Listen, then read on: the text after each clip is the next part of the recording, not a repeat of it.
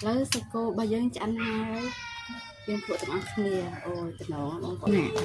nè ăn chẹt chẹt nó con nè chẹt hai mà hơn cho đông thà này nè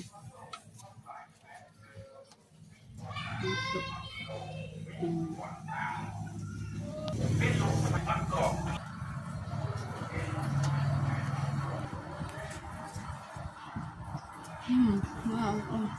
tuyệt mà đi thầy cô vô cho mọi người con này nè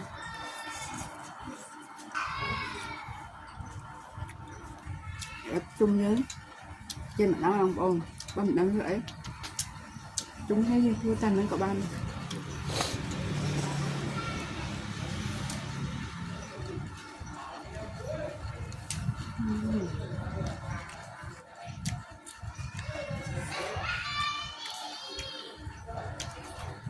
sáng được ôn